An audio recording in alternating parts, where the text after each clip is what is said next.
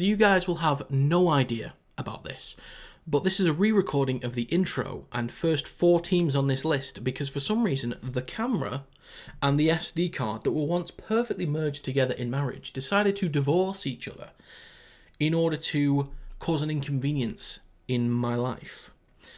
The SD card could not be found for some reason, which is very strange because when I looked at the compartment where the SD card and the battery goes, the SD card was there. It's a little bit like Warrington Wolves at Wembley. It's there, like you know they're there, but could they be found? Not for a good hour. Starting with 12th place and still in 12th place, I have the London Broncos. Unfortunately, they are still well off the mark. They did concede exactly how many points I thought they would, which was 36 against Wigan, which I put in my predictions video. There is proof, you can find it. And that's probably because they didn't have Jay Field and, Jack Farriman, although he had a great game, is just not at the same level, or especially when they have to shift things around anyway. You know what I mean. London, they really just need to just keep going. Just don't get disheartened and keep going because they'll want to have a solid back end to the season because we're kind of getting into that territory a little bit now. I think all they need to do is just focus on getting the basics right, keep the discipline as solid as possible, minimal errors, good kicking game, good chase, and just strong in defence. The problem is they're pretty weak and slow through the middle and on the edges, which any fast team can just kill them. Pretty much any team can kill them, apart from maybe Hull FC and Salford that one time. London, yeah, it's not going well. I'm sure they're a better team now than they were at the start of the season. They'll be a lot fitter, a lot faster, a lot more intelligent. They'll understand certain reads a bit better, but I just don't think they've adapted as well as other teams. Like Super League teams, for the most part, know how to adapt and find an identity at some point. London, I think we're kind of just relying on a little bit of just guts and determination and just trying to learn a few things here and there, but I think it's been difficult for them to find any kind of identity. Could they be a weird team? A little bit like Jamaica was at the Rugby League World Cup. Like, they were getting battered, but they had an identity. They were trying to be a bit weird, trying to do things a bit differently. Short kickoffs, they introduced that to our game. Or for, at random points, not just when you need to score points. Like, at the start of a game. So, is it time for London to just get weird, just do things a little bit different whilst maintaining the basics? Possibly. It's a tricky one, but they're still well off the mark, unfortunately. But London Broncos still in 12th. On to 11th place, and still in 11th place, I have Hull FC. Really good effort against Warrington. There's some good energy. I keep using that term, but I do think if they keep Moy at number 1, Truman at 6, if he can, stay healthy for the rest of the season, Reynolds at 7, and Houghton should be coming back next week. They keep that partnership going, or even Morgan Smith at 9. Keep those 3, the 1, 6, and 7. Keep that partnership going. Maybe, Abdul comes in next year, but at least for the rest of the season, they could build some rapport there and maybe pick up a few more wins. I'm struggling to see when they'll get the next win, but against some teams that are having an off day, they can find another 2 points from somewhere. I do think there's another win, maybe 2 or 3 wins in there, in that Hull FC team. The energy has been good, the determination. Defensively, the scramble defence has been okay at times. Sometimes it's a little bit out of place, and sometimes people are just caught off guard, not really focusing, standing around. But there is certainly an improved feeling around that team. They look better. I think the inclusion of Jake Truman has been huge for them.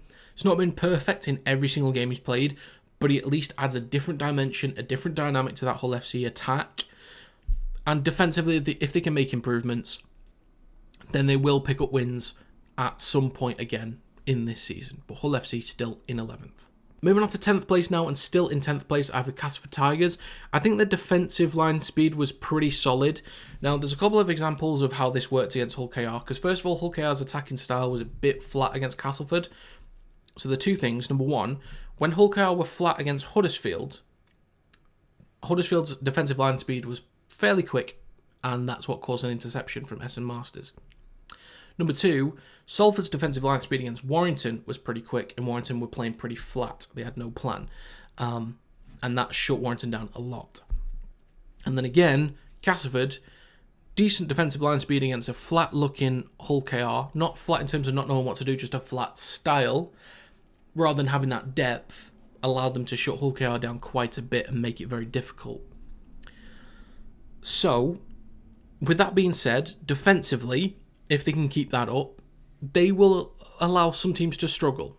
In attack, they actually look pretty solid. When they've got Miller and Tex Hoy connecting, attacking the edges, Hoy does find ways to find gaps between the centre and the second rower. He'll find gaps, and at the bare minimum, they make good field position. So there are a few little things in there for Castleford. They've got moments in games where they do some good, but it's just getting a complete performance and getting the 2 points at the end of it, which I think they can do a couple times. There are a few more wins in that team this season. Whether it's enough for playoffs, I'm not entirely sure, but there is something to that team. I like where they're at, especially compared to where they were. I do like where they're at. So they can build from this, keep working, keep developing, and I think there is the slight chance of a playoff run. Slight chance. But we'll have to wait and see. But Castleford Tigers still in 10th. On to 9th place now. We're moving down one. I have the Huddersfield Giants. They are just too inconsistent for me. Sometimes there's good moments in games, but overall the games are just not good enough. They're a little bit too 50-50, and that was personified, if that's the right word, personified by the game against Catalans. Shocking first half, great second half. What can you do? What can you do? For me, I feel like they're just a little bit too slow. Like, I think Connor, Lolohea, and Clune, for me, is just a little bit too slow as a spine. I don't know how they'll fix that. I mean, you've lost Will Price, who was a really exciting, expansive, speedy fullback/halfback. Jake Connor's not that guy. Adam Clune could maybe have that style. Lolohea used to have that style, but probably doesn't anymore. They're just too up and down for me. I just can't place them. And in the big games, I don't think they really show up enough. And they'll struggle too much in games that they should really be winning. They do have good individuals in there. So if a game is kind of going their way, individuals can turn it in their favour. And individuals can make things happen. I think sometimes when they play off the cuff, when they're on like the fourth tackle or last tackle in the opponent's half, they'll throw the ball around a bit. They'll make it tricky. They'll create some overlaps here and there. But for the most part, still way off, unfortunately. So that's going to be Huddersfield Giants down one in 9th. Moving on to 8th place and moving up one, I have the Leeds Rhinos. Let me just say, if you ever need to be handed a catalogue of supreme defensive displays, that performance goes straight into it. Now, in attack, I'll just get the negative out of the way. In attack, it's still a little bit one-dimensional. It's still a bit clunky. It's still a bit disjointed and a bit too predictable, especially on the last tackle. A little bit. But the positive, defensively, oh my God, Leeds. What was that? That was a prime example of controlled chaos, because they were all over the place in the best way. Meaning, whatever gap you think you saw on that try line, it is gone like that from those Leeds defenders. You think you've got a chance, you've got no chance. And they sustained that for God knows how long. Was it an hour, maybe? Might have been about an hour, roughly. I can't remember the exact time that Leigh first scored. But that dedication to keep them out, the energy throughout the whole game, I thought at some point it might deplete. Maybe at half-time, it kind of kills them because they just want that momentum and to keep it going. But oh my God, defensively that was excellent. And still in attack, there's still some issues. Maybe under new guidance, new leadership, they might change things up. But if they can keep that kind of energy on the defensive side, they will enter the strong conversation for playoffs again. I thought they'd start to leave that conversation a bit because I've not really trusted them. But if they keep that up, they'll be right back in the conversation. So Leeds Rhinos up one in 8th. Moving on to 7th place, and still in 7th place I have the Catalans Dragons. Maybe a little bit harsh in some ways because they had such an extensive lead.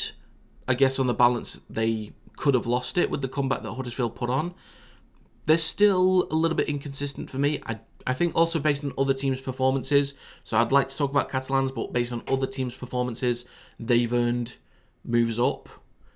So, yeah, I think Catalans right now, around the middle of the pack, is fair because we still don't know what team we're really going to get.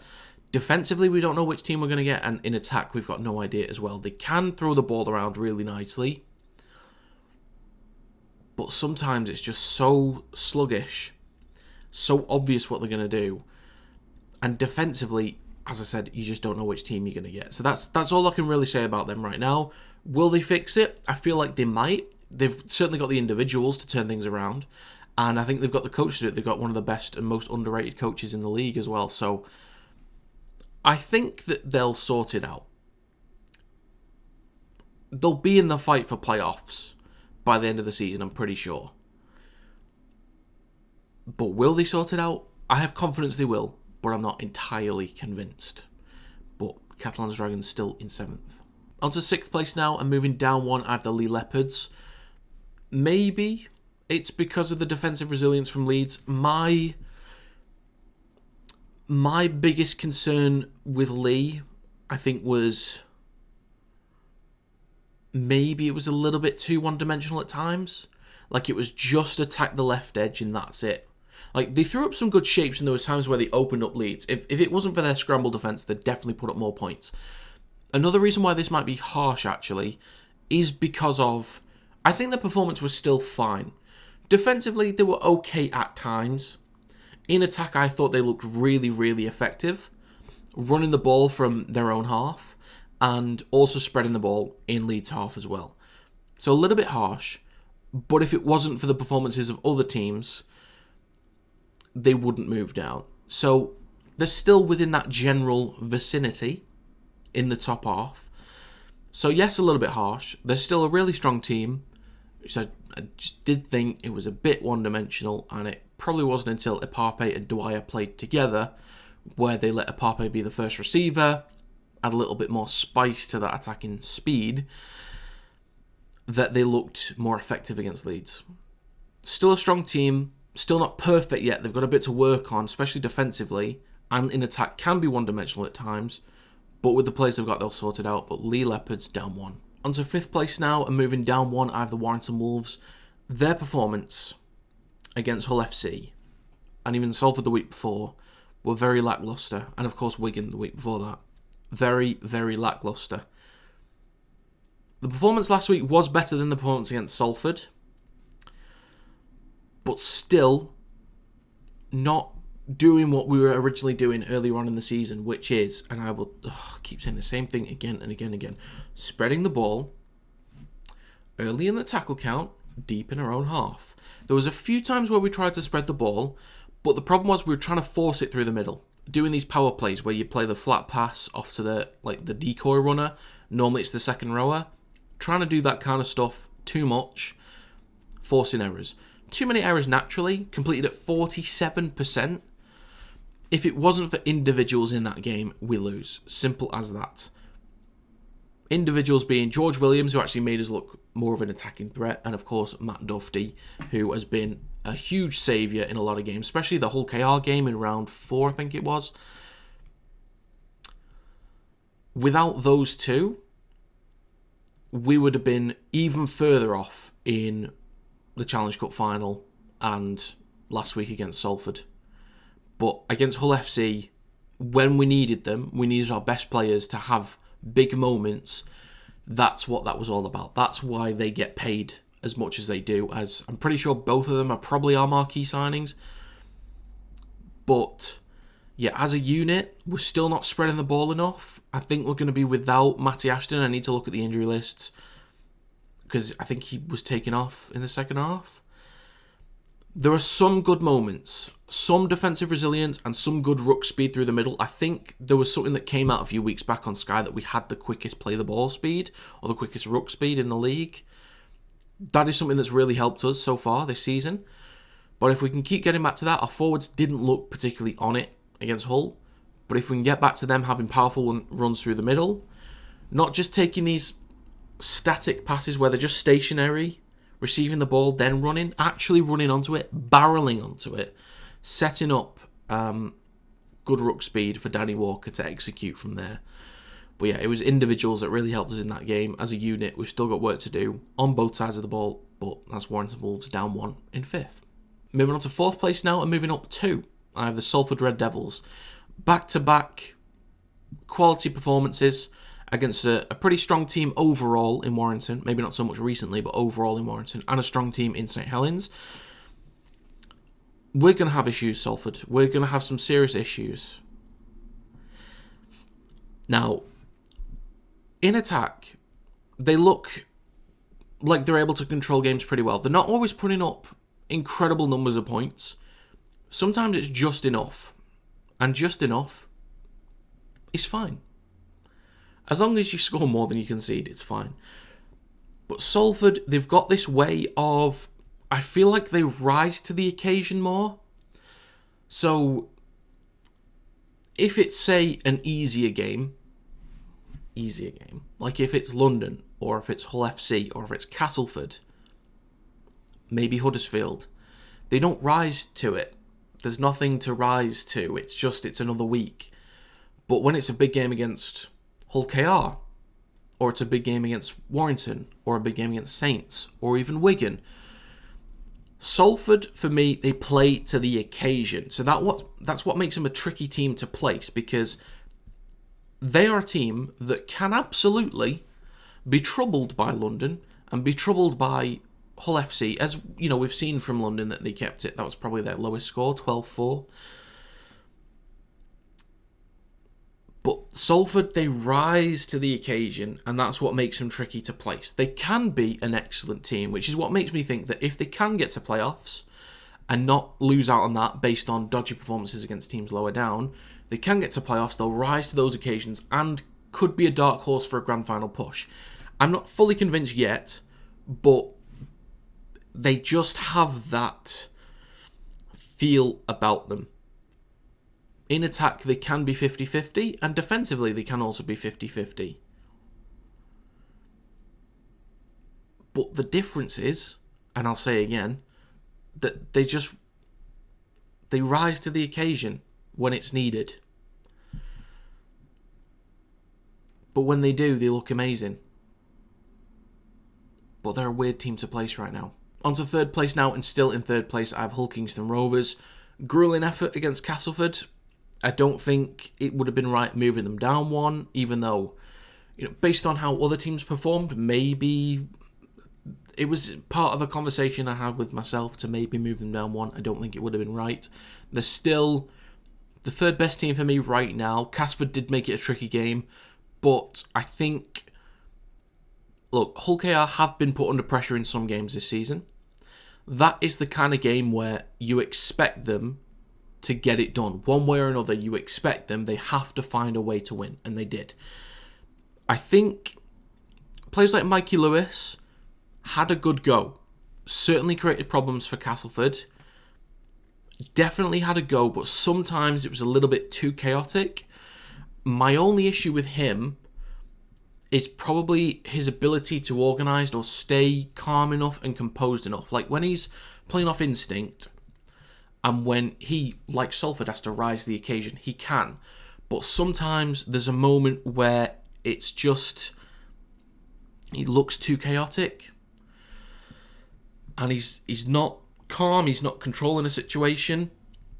It's just a bit too erratic. And maybe he's relying on May to kind of take on that role. But unfortunately, with how much Mikey Lewis gets the ball, he is going to have to learn to do that. And there are certainly times where he does do that, but it's maybe a little too few and far between.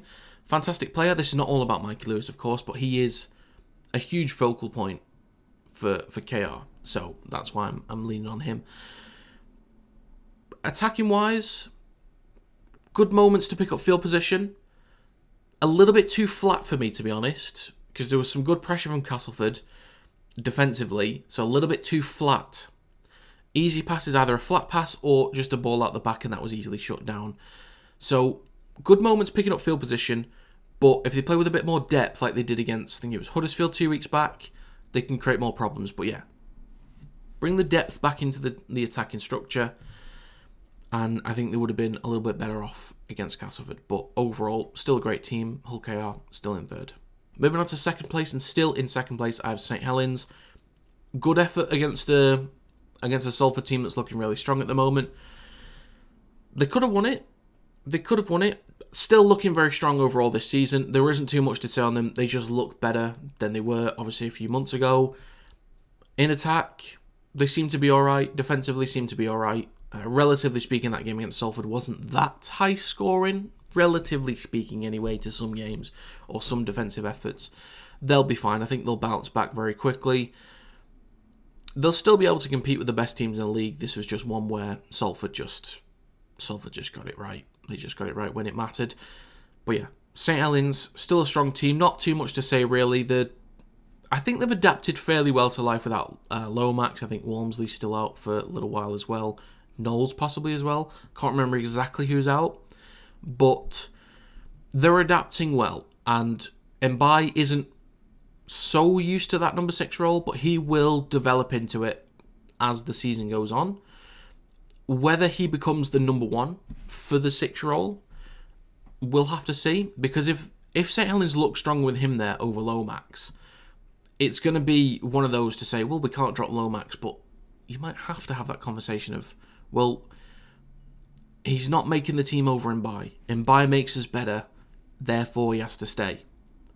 So then who'd you drop? Or do you just not put Lomax back in? It's something for Saints fans to contemplate. Let me know if anyone has any thoughts on that. But they've got some energy back in that team. But we'll see how they get on for the next couple of weeks. They'll have some challenges in there, but they seem to be doing just fine. So St Helens still in second. Finally, in first place, and still in first place, I have the Wigan Warriors. Clean and comfortable against London. Again, I assumed 36 points roughly in my predictions. That's what they'd get because of not having, I think it was Field, that isn't in there because of a hamstring. Jack Farrimond, well played. Very well played. It's great for him to develop into that role. A lot of Wigan fans want him to continue playing over Ryan Hampshire. I would agree. I would personally agree. It's always nice to see a new young English lad come through the system, someone that could potentially be around for a long time. Wigan do also need to prepare for that, for life without Bevan French, because he might get plenty of NRL attraction. Jay Field might get plenty of NRL attraction. So, or of course, retirement in however many years' time. But Jack Farrimond hopefully is there for the future, ready to go for them. And obviously Wigan do a great job with their youngsters. But Wigan looking really good in attack. I don't know when their next loss is going to come. That's obviously a great thing for them. I don't know where their next loss is going to come. They will have to play, I think, Warrington again in the league. I think they'll have to play Saints again in the league. Possibly Hull KR. Maybe Salford. Maybe. So there's a few teams in there that can be tricky that they'll have to play again, which will be a good test, a good indication of where they're at going into playoffs. Because obviously they'll make playoffs. League Leaders Shield is probably theirs as well. I'd be surprised if they lost that. But again, it's just keeping that consistency with them, looking as strong as they do in attack, and just being as disciplined as they are in defence, and not giving up easy stuff. Wigan should be fine for playoffs, no question. And yeah, League Leaders Shield might be theirs. So that's going to be it for my Super League Round 15 power rankings. If you've got your own list, do let me know in the comments down below. But yeah, that is going to be it. Thank you very much for watching, and I will see you next time.